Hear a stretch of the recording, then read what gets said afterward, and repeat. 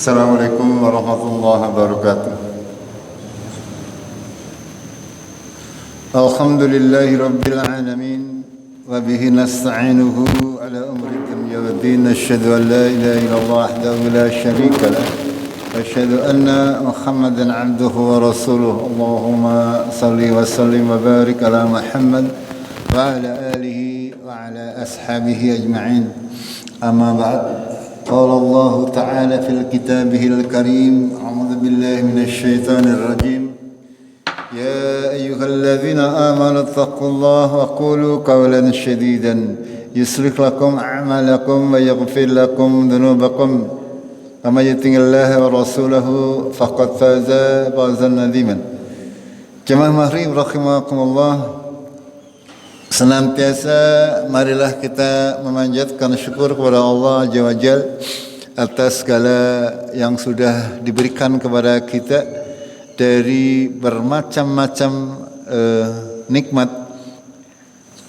kepada kita semuanya, sehingga kita masih diberi kemudahan-kemudahan di dalam rangka menjalankan ibadah kita kepada Allah Tabaraka wa Ta'ala.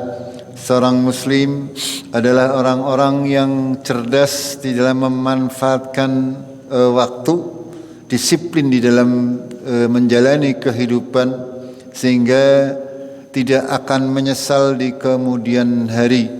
Memanfaatkan apa-apa yang sudah diberikan oleh Allah untuk dirinya, untuk digunakan di dalam rangka beribadah kepada Allah, di dalam rangka mempersiapkan kematian kita, di dalam rangka untuk mempersiapkan bekal yang cukup untuk menuju kehidupan akhirat. Jamaah rahimakumullah, kita memasuki akhir bulan Dzulqa'dah. Hari ini kalau nggak salah tanggal 20 berapa? 26 gitu. 26 bulan Dzulqa'dah ya, kita akan memasuki bulan Dzulhijjah. Kita menunggu sidang isbat dari pemerintah, biasanya tanggal kalau nggak salah tanggal 17. Insyaallah 17 Mei insyaallah sudah ada keputusan dari pemerintah kita tanggal 1 Dzulhijjahnya masuknya hari apa. Nanti kita akan mengikuti hal-hal yang sudah ditetapkan oleh pemerintah kita. Karena memang untuk ibadah-ibadah jamaiyah, ibadah-ibadah yang sifatnya menyangkut banyak kaum muslimin, maka harus diputuskan oleh pemerintah agar tercapai kesepakatan, agar tidak ada perbedaan-perbedaan. Ya. Bayangkan kalau di Masjidil Haram sana, di Mekah sana, terjadi perselisihan. Ya, orang akan melakukan ibadah haji tentunya yang waktunya adalah berdasarkan penanggalan Hijriyah.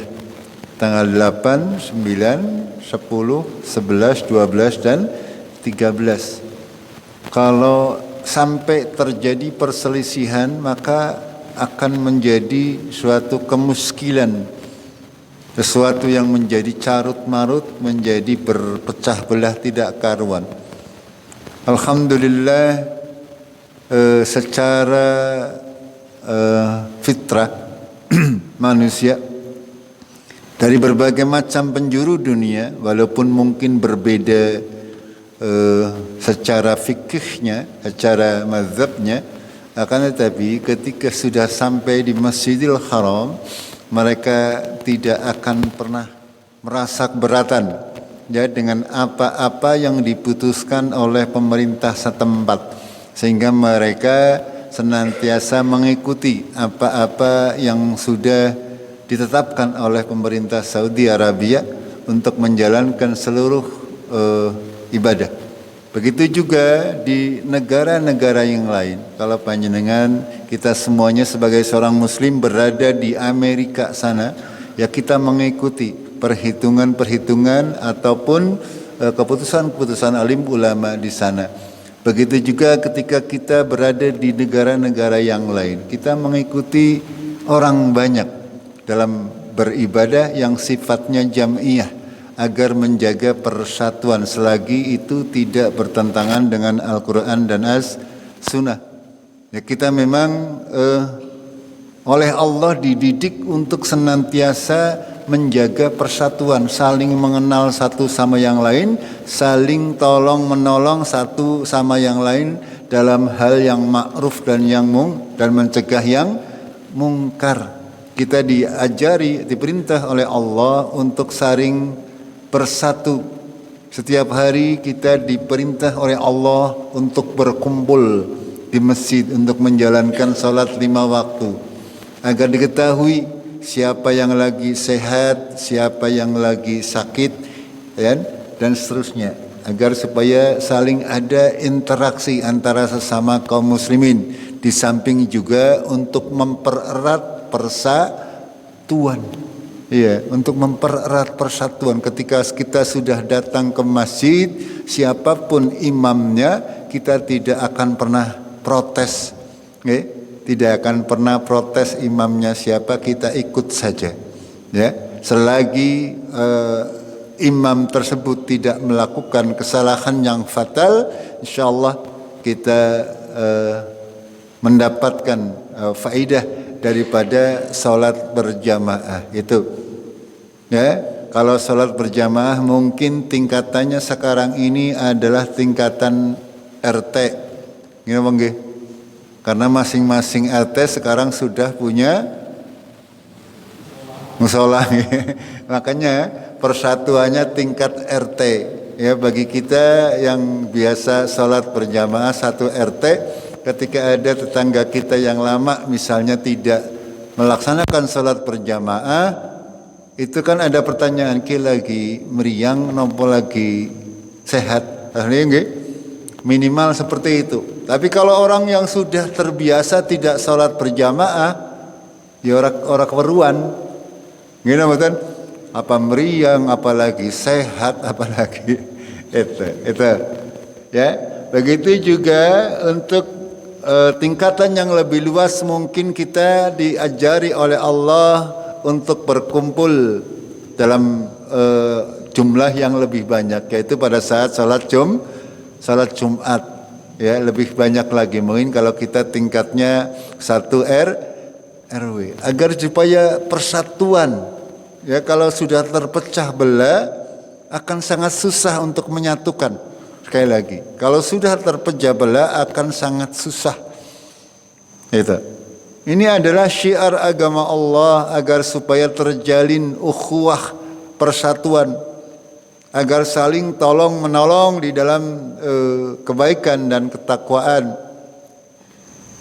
Dan kita juga mendapati syariat salat Idul Fitri maupun salat Idul Adha, itu juga persatuan yang lebih besar lagi. Ini semuanya harus kita ambil pelajaran agar kita sadar bahwasanya Allah tidak menghendaki perpecahan, akan tetapi Allah menghendaki persatuan. Wa'tasimu bihablillahi jami'an wala tafarraqu, berpegang teguhlah kalian dengan tali agama Allah, jangan terpecah belah. Sekali lagi bahwasanya persatuan hakiki adalah ketika kita mempunyai akidah yang sama. Kalau kita mempunyai akidah yang sama, insyaallah persatuan itu fid dunya wal akhirah. Akan tetapi ketika persatuan itu dilandaskan hanya karena dunia, maka akan sangat mudah untuk terpecah belah. Ya, kalau kita bersatu berdasarkan akidah, berdasarkan Al-Quran dan Sunnah, maka akan langgeng, insyaallah. Selagi kita menjadikan Al-Quran dan Sunnah sebagai pedoman, maka persatuan itu akan selamanya, bahkan sampai di akhirat. Akan tetapi ketika kita bersatu dengan tali pengikat yang bukan syariat agama Allah, yang bukan akidah, maka itu semuanya sifatnya semu. Ya, persatuan yang bukan berdasarkan kesatuan agama itu sifatnya semu. Pada saatnya nanti ketika sudah dirasa sudah tidak menguntungkan, maka persatuan tersebut akan pecah. Ini. Makanya penting untuk kita bersatu dalam akidah kita, ya, untuk senantiasa mengedepankan Al-Quran dan As-Sunnah sebagai bimbingan, sebagai petunjuk utama di dalam kita berprinsip dalam bahasa Arabnya wallah wal barra, ya, kita mendukung dan berlepas diri, ya, semuanya itu harus berdasarkan akidah, berdasarkan Al-Quran dan Sunnah, sehingga kita bisa menjaga persatuan dan kesatuan kaum muslimin. Selagi itu bisa kita laksanakan, maka kita bisa menempatkan segala sesuatu sesuai dengan tempatnya. Jamaah rahimakumullah, kita akan memasuki kisah sahih para nabi. Ya, ini kami coba ringkas dari buku 3 jilid. Ya, 25 nabi dan rasul yang ada di dalam Al-Quran itu ditulis oleh Al-Hafiz Ibnu Katsir. Beliau hidup kira-kira tahun 700-an.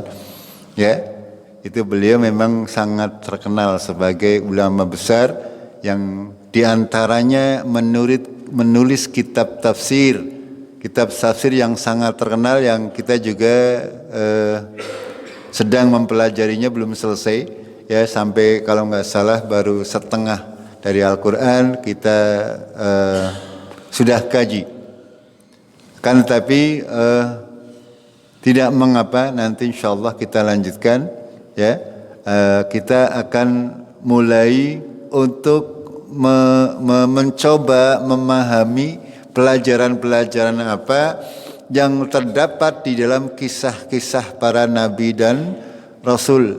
Kemarin di beberapa kajian kita sudah mempelajari fondasi dasarnya, atau terkait hakikat, terkait tujuan, terkait fungsi daripada para nabi dan rasul, ya, agar supaya kita bisa istiqomah di dalam mengambil pelajaran dari kisah-kisah yang ada dalam Al-Quran di dalam rangka untuk meningkatkan keimanan dan ketakwaan.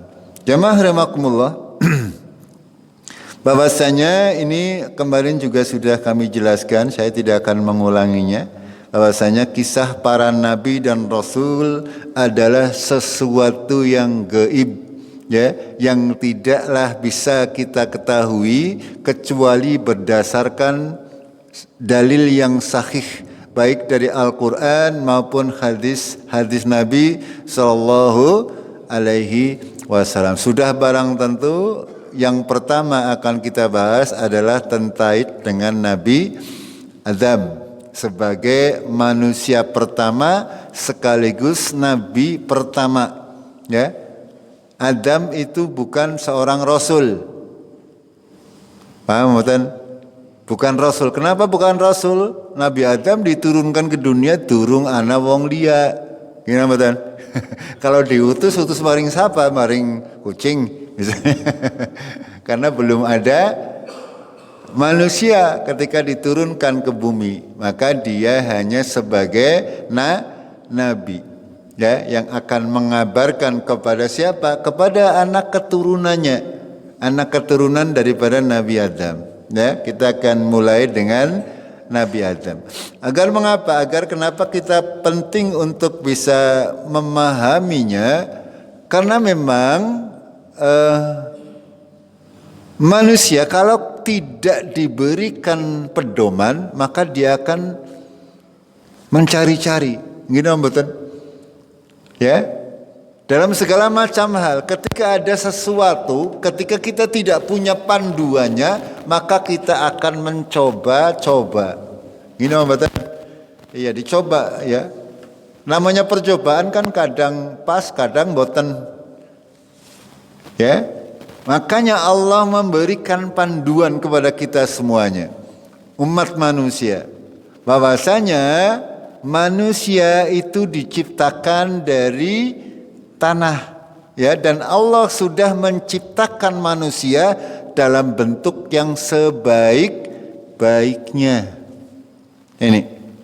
Makanya kalau ada orang di dalam orang-orang sekarang misalnya memberitahukan atau membuat perkiraan bahwa manusia itu dahulunya wajahnya jelek, ya, wajahnya jelek, hampir menyerupai itu. Ini berarti mereka karena tidak beriman kepada Allah, padahal Allah itu sebaik-baik pembuat rupa, ya, dalam Al-Quran disebutkan seperti itu. Sebaik-baik pencipta. Ini ketika Allah menciptakan manusia, Allah menciptakan dalam bentuk yang sudah sangat sempurna. Bukan manusia primitif misalnya, tidak sama sekali. Bukan manusia yang tidak punya akal sama sekali, bukan. Bahkan Nabi Adam sudah diberikan pemahaman tentang segala sesuatu. Nanti akan dijelaskan oleh Allah di dalam Al-Quran, di dalam banyak ayat. Ya, secara panjang lebar Allah menyebutkannya dalam Al-Quran mulai ayat yang ke-30. Kita akan coba membacanya dan berusaha untuk memahami maknanya. A'udzubillahi minasyaitonirrajim. Allah berfirman, "Wa idz qala rabbuka lil malaikah." Ya. Dan ingatlah, Allah mengajarkan kepada kita yang membaca Al-Qur'an, ya khususnya kepada Nabi Muhammad sallallahu alaihi wasallam, "Wa idz qala rabbuka." Kenapa Allah menyatakan rabbuka? Karena yang diajak bicara adalah Nabi Muhammad sallallahu alaihi wasallam, ya. Id qala rabbuka, Tuhanmu, lil malaikah, kepada para malaikat. Ya, kepada para malaikat. Kita sudah mempelajari, ya, sebelum Allah menciptakan segala sesuatu, Allah itu sendirian. Lalu Allah menciptakan arsy, lalu Allah menciptakan air, lalu Allah menciptakan langit dan bumi dan seterusnya. Lalu Allah menjadikan bumi ini sebagai hamparan yang bisa ditinggali oleh manusia dan jin. Ya, setelah itu baru Allah menciptakan para malaikat. Ya, para malaikat. Begitu juga Allah menciptakan bangsa jin. Itu. Jin itu tinggalnya di bumi. Kehidupannya tidak banyak diceritakan dalam Al-Quran. Makanya kita tidak perlu mereka-reka jin itu seperti apa. Kita cukup mengimani bahwasanya jin itu ya seperti yang diberitakan oleh Allah di dalam Al-Quran. Begitu juga dengan para malaikat. Bagaimana kehidupan para malaikat? Kita cukup mengimani apa-apa yang ada di dalam Al-Quran. Tidak perlu kita mengimani hal-hal yang di luar itu, karena itu tidak benar. Ya. Jin itu diciptakan oleh Allah Tabaraka wa Ta'ala sama mempunyai kewajiban seperti manusia. Ada yang beriman, ada yang kafir, dan mereka juga bekerja untuk menghidupi keluarganya, karena jin juga nikah seperti kita, ya, berketurunan seperti kita, ya, mereka makan, mereka minum, hanya memang makanannya berbeda, ya, makanannya berbeda. Akan tetapi makanannya itu adalah sesuatu yang berasal dari bumi, karena hidupnya itu di bumi. Ini yang harus kita pahami. Dan semuanya itu dijelaskan oleh Allah dan Rasul-Nya. Bagaimana jin itu juga adalah memakan, ya, makan makanan. Disebutkan dalam hadis bahwasanya makanan bagi jin itu adalah tulang, ya, tulang dan kotoran hewan. Ini hadis Nabi Shallallahu Alaihi Wasallam. Jadi kalau ada orang ngempani jin karo kembangnya keliru nggih. Orang doyan jin apa maning dempani jenang. Gini betul. Ada ya nyajeni, orang nyajeni itu ada tabekan, ada apa ya dulu? Ada ndog. Itu tak buat empan menungsa, ya salah sama sekali. Mereka tidak akan doyan ya, tekan tahun kapan ya paling-paling dicolong. Ada yang nyolongi sajon zaman dahulu ya, zaman kecil. Itu ya, ini harus kita pahami. Ini karena tidak ada panduan, maka mereka mengira bahwasanya jinnya jaluk kopi. Ya kadang lucu, ya kadang lucu. Ada lagi jin jaluk darah, jaluk ketih. Orang bakal doyan, nggak bakal doyan. Ini semuanya karena itu tadi, syaitan yang menggoda, menyesatkan manusia, sehingga apapun yang tidak ada dalam Al-Quran dan Sunnah sahihah maka akan sesuatu yang bohong. Ya, yang namanya jin itu tidak akan bisa menampakkan kepada manusia dalam bentuk yang aslinya. Gitu. Makanya ketika ada mungkin ini wallahu a'lam, ya, ada seorang ustadz yang mengatakan jin itu kalau menampakkan kepada manusia dalam wujud-wujud yang binatang atau dan sebagainya itu jaraknya mesti adoh, ya jaraknya mesti jauh. Orang nana ngarep rai orang nana. Kenapa kok nggak mau dekat-dekat? Kira-kira kenapa? Wedi jere ustadz tersebut. Saya nonton di ustadz Salafi juga, ya tentang ustadz Salaf. Walaupun saya tidak percaya 100%, memang ada dalil bahwasanya Nabi Shallallahu Alaihi Wasallam ketika sedang salat tahajud itu jin ifrit itu berusaha untuk mengganggu. Berarti kalau mengganggu kan dekat, oleh Nabi Shallallahu Alaihi Wasallam dicekik lehernya. Ya, berarti ketika perak-perak itu jin tersebut bisa dipegang. Ya bisa dipegang, bisa kalau sudah dipegang itu dia tidak, katanya ini karena tidak ada dalil khusus terkait itu, kata ustaz tersebut, katanya kalau jin sudah berhasil kita pegang, dia tidak akan bisa kembali ke alamnya. Ya, ini sekali lagi bukan dalil, nggih. Ya, jangan dipercaya 100% karena ini hanya perkataan ustaz, ya.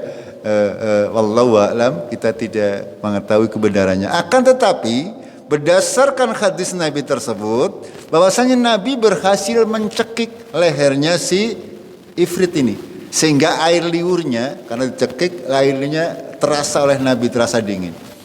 Ya, Nabi menyatakan bahwasanya kalaulah tidak karena doanya Nabi Sulaiman, sungguh akan aku ikat jin ifrit, akan aku cancang di salah satu tiang masjid, godolanan bocah.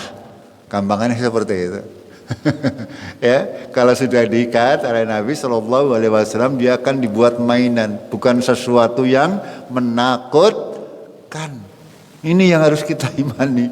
Jin itu ada sesuatu yang tidak menakutkan. Sekali lagi, yang menakutkan itu setan dalam bentuk jin karena dia menggoda kita. Yang lebih kita takutkan adalah setan dalam bentuk ini lebih kita takutkan justru. Kalau setan dalam bentuk jin itu paling mereka memberikan was-was, Itu. Akan tapi kalau setan berbentuk manusia ini sudah kadang bisa membahayakan nyawa dan harta kita, kadang juga bisa membahayakan akidah kita dan sebagainya. Ini yang harus kita fahami. Ya, ini kenapa kami sampaikan, karena nanti akan ada jin yang berada di antara para malaikat, yaitu iblis. Iblis itu bangsa jin, akan tetapi hidupnya diangkat oleh Allah di alam para malaikat. Mereka diangkat oleh Allah. Kenapa? Menurut para ahli tafsir, walaupun tidak ada dalil yang sahih terkait ini, ya. Menurut para ahli tafsir, iblis itu sebenarnya dahulu jin mukmin, ya. Jin yang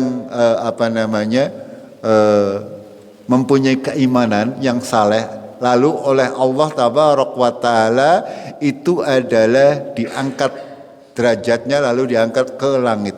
Itu menurut para ahli tafsir, walaupun sekali lagi ini boleh kita percaya, boleh kita tidak, gitu. Karena ini hanya pendapat sebagian ulama, karena tidak ada dalil yang tegas terkait hal ini.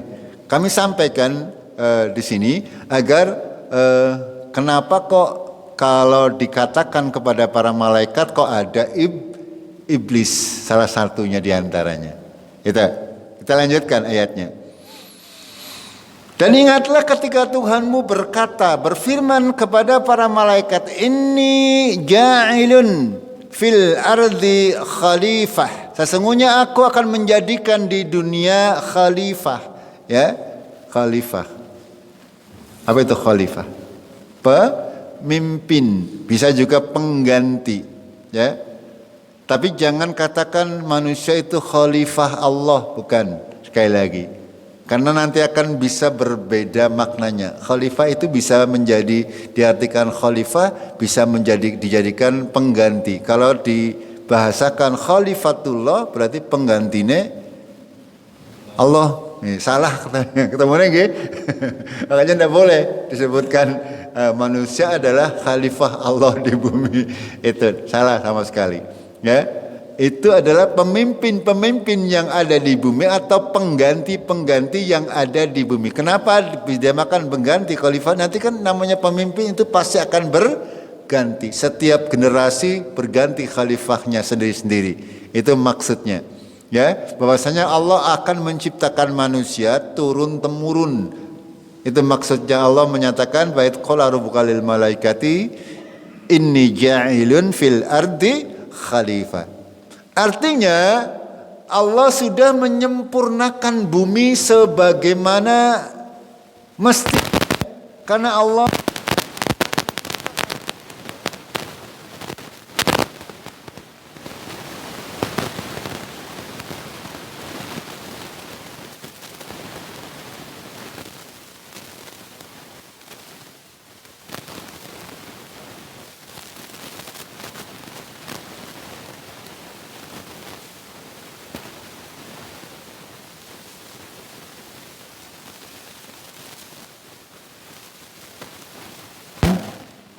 kira-kira butuh berapa lapangan Cikadu?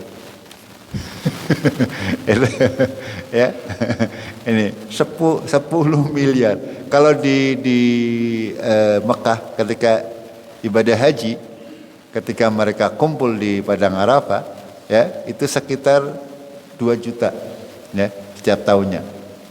Sudah sedemikian umyak yo. Apalagi kalau 10 miliar. Iya, besok di Yaumul Qiyamah akan dikumpulkan 10 miliar apa lebih? Lebih. Dari mulai Nabi Adam sampai sekarang ini yang sudah meninggal dunia kira-kira ada berapa? Ada 100 miliar sama betul kira-kira.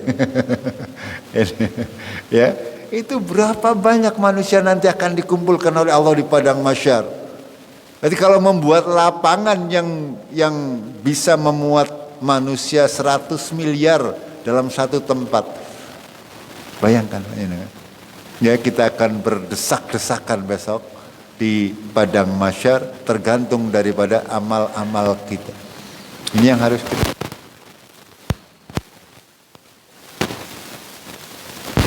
agar supaya bisa ditinggali oleh manusia, sehingga bumi itu ora adoh sekang srengenge, ora perak sekang srengenge, berada di tengah-tengah. Jaraknya dari matahari sudah diatur sedemikian rupa, ya.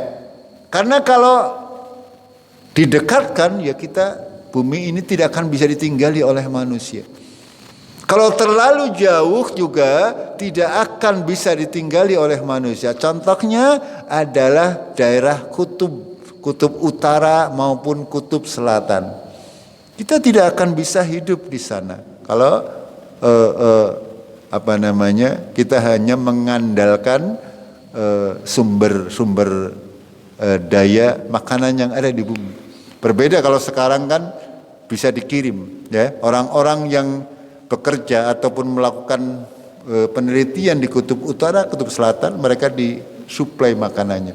Bayangkan zaman dahulu belum ada kendaraan, maka tidak mungkin untuk dihidupi. Karena bagaimana? Di kutub utara dan kutub selatan itu siangnya adalah setengah tahun, malamnya setengah tahun. Itu ya, sehingga setengah tahun awan terus setengah tahun wengi terus. Itu seperti itu. Ya. Karena saking jauhnya dari perputarannya dari matahari, sehingga mereka tempat tersebut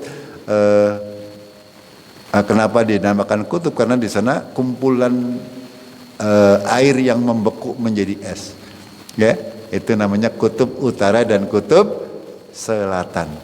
Ini apakah Allah tidak tahu terkait hal ini? Ya tahu, pasti Allah yang menciptakan itu semuanya. Ini, ya. Dan ini semuanya diatur oleh Allah, bumi ini, agar manusia bisa tinggal di sana. Ya, supaya tinggal di sana, agar manusia bisa tinggal di sana, bisa makan, bisa hidup, bisa berketurunan sampai hari kiamat. Itu seperti itu. Kita lanjutkan. Ketika para malaikat diberitahukan oleh Allah terkait bahwasanya Allah akan menciptakan khalifah di bumi, akan menciptakan manusia sebagai khalifah di bumi, para malaikat berkata, qalu ataj'alu fiha may yufsidu fiha wa yasfikud dima'a wa nahnu nusabbihu bihamdika wa nuqaddisu lak. Ya, ini ucapan para malaikat.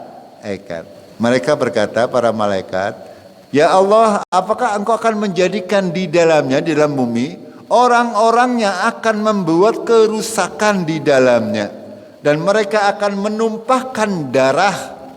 Dan padahal kami, wanahnu, kami para malaikat, nusabbihu bihamdika, bertasbih, senantiasa bertasbih memuji engkau dan mensucikan engkau. Para malaikat memang diciptakan oleh Allah, itu adalah sebagai makhluk yang taat. Para malaikat tidak pernah membangkang. Para malaikat tidak mengetahui hal-hal yang gaib. Nih, ya, para malaikat tidak mengetahui kapan akan terjadinya hari kiamat, kapan panjenengan mati, kapan akan terjadi ini itu. Malah malaikat tidak mengetahui. Malaikat hanya mengetahui apa-apa yang diberitahukan oleh Allah Tabaraka wa Ta'ala. Ini, ya. Di sini para malaikat menyatakan, ya Allah, kenapa engkau menciptakan di bumi orang-orang yang akan membuat kerusakan? Berarti malaikat sudah tahu kalau di bumi diturunkan makhluk-makhluk, mereka akan membuat kerusakan. Ini para ulama berbeda pendapat, ya. Ini yang kami maksudkan tadi. Jadi jin itu diciptakan sebelum manusia, dan jin itu tempatnya di bumi. Dan ini para jin juga seperti bangsa manusia, mereka saling berperang satu sama yang lain. Ini dasar pengetahuan para malaikat, sehingga mereka mengatakan kepada Tuhan, kepada Allah Tabaraka wa Ta'ala, apakah engkau akan menjadikan manusia orang-orang yang akan membuat kerusakan di bumi? Karena sudah ada contohnya. Dahulu Allah Tabaraka wa Ta'ala sebelum menciptakan manusia sudah menciptakan jin yang yang tinggal di bumi, dan mereka membuat kerusakan di bumi, ya, termasuk juga mereka melakukan peperangan-peperangan, Di sini disebutkan wa yasfikud dima, menumpahkan darah, artinya berperang satu sama yang lain. Itu. Para malaikat mengetahuinya itu, makanya disampaikan kepada Allah, ya. Kenapa ya Allah engkau mau menciptakan manusia, padahal dulu juga engkau sudah menciptakan makhluk yang tinggal di bumi, mereka saling menumpahkan darah, sedangkan kami para malaikat senantiasa memujimu dengan senantiasa bertasbih memujimu dan mensucikanmu, karena para malaikat tugasnya seperti itu. Tidak ada waktu yang kosong kecuali dengan senantiasa berzikir kepada Allah Tabaraka wa Ta'ala. Ya, di langit sana itu tidak ada tempat sejengkal pun, ya, kecuali ada malaikat yang senantiasa memuji Allah Tabaraka wa Ta'ala. Itu yang diberitakan oleh Rasulullah Sallallahu Alaihi Wasallam. Dan kita mengimaninya. Para malaikat jumlahnya wallahu a'lam, tidak ada dalil sahih. Hanya saja yang jelas lebih banyak dari manusia. Itu. Ini ya pembicaraan antara Allah dan para malaikat. Kita lanjutkan. Lalu Allah berfirman, "Qul inni a'lamu ma la ta'lamun." Ya, sesungguhnya aku mengetahui apa-apa yang tidak engkau ketahui. Ya, Allah berfirman demikian kepada malaikat. Allah mempunyai sunatullah. Allah mempunyai innallaha yakhluqu ma yasha. Allah menciptakan segala sesuatu yang Dia kehendaki. Allah bebas berkehendak mau apa saja boleh. Tidak ada yang tidak dimintai tanggung jawab apa yang diperbuat oleh Allah Tabaraka wa Ta'ala. Berbeda dengan kita. Kalau kita manusia akan dimintai tanggung jawab. Sedangkan Allah itu tidak dimintai tanggung jawab. Allah menciptakan segala sesuatu, ma khalaqta hada batilan. Ya, Allah tidaklah menciptakan sesuatu untuk sia-sia. Bukan untuk main-main. Semuanya itu ada tujuan dan hikmahnya. Dan tujuan dan hikmahnya hanya Allah yang tahu. Maka di sini Allah menyatakan, inni a'lamu ma la ta'lamun. Allah mengetahui apa-apa yang tidak engkau ketahui. Ini jawaban kepada para malaikat ketika bertanya. Malaikat bertanya, kenapa engkau menciptakan manusia yang akan membuat kerusakan di bumi? Maka Allah menjawab demikian. Ya.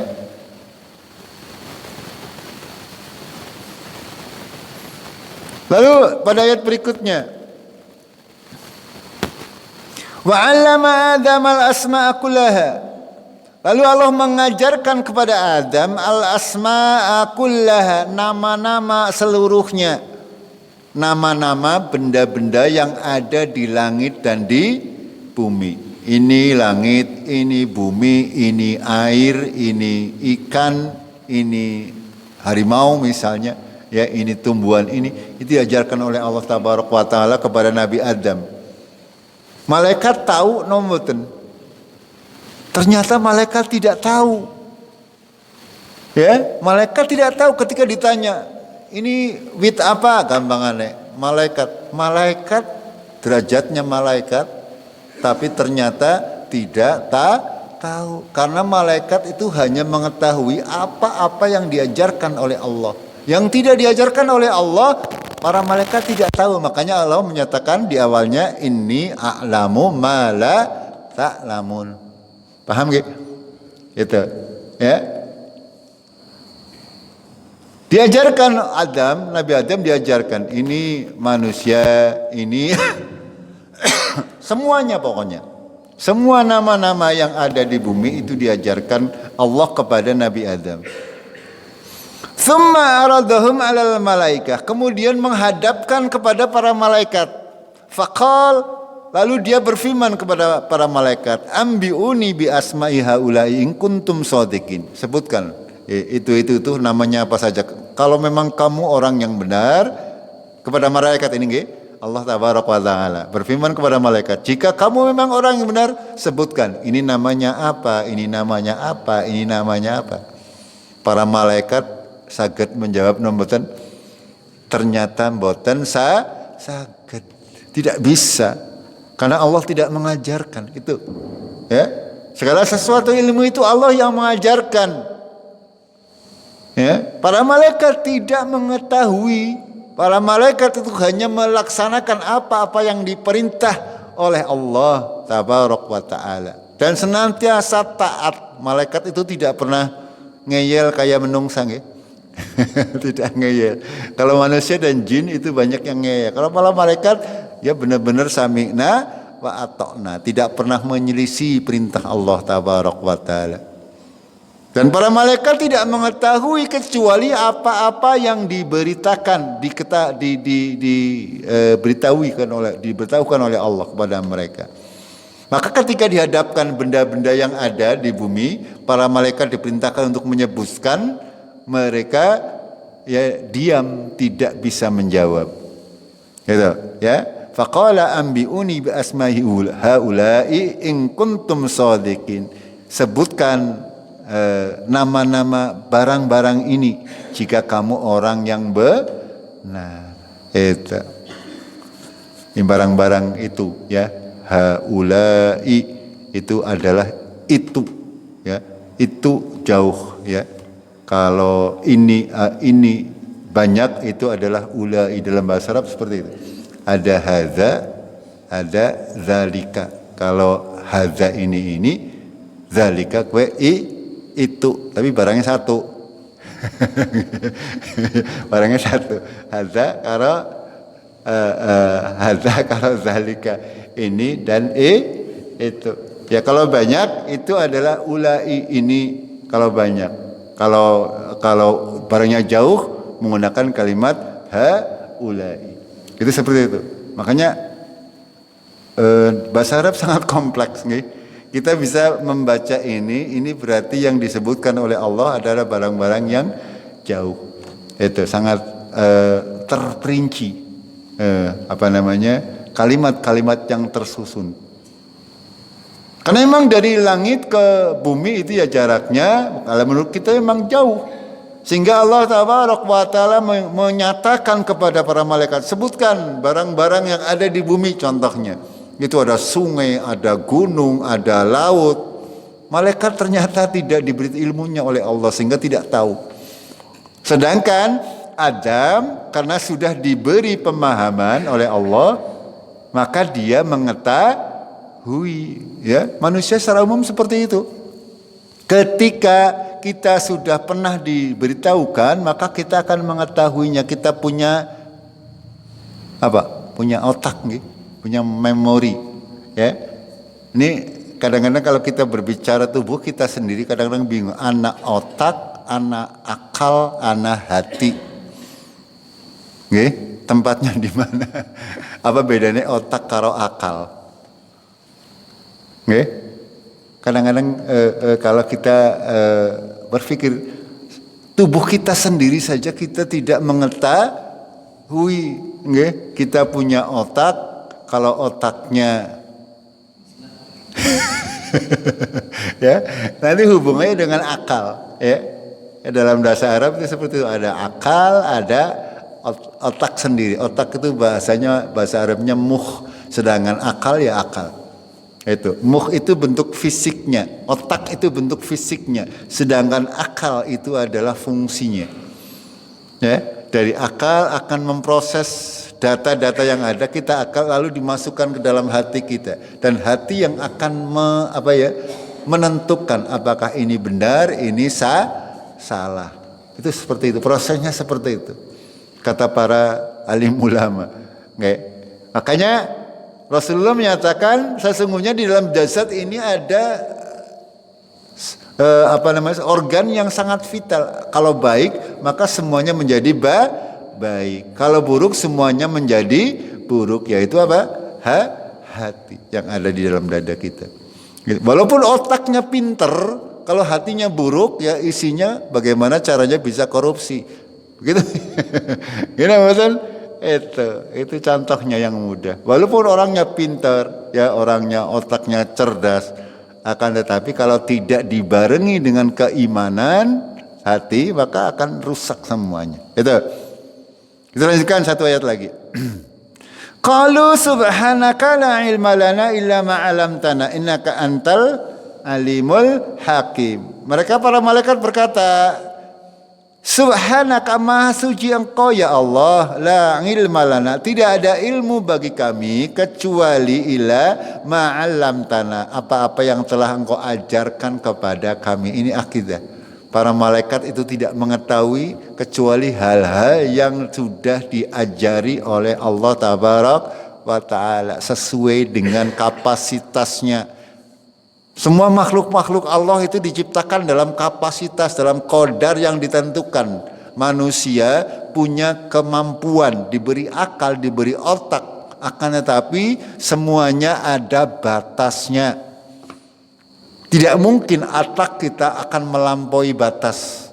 Tidak mungkin. Tidak mungkin kita bisa memikirkan bagaimana rupanya Allah, bagaimana rupa malaikat, bagaimana rupanya sorga dan neraka dan sebagainya dan sebagainya. Hal-hal yang di luar kemampuan akal.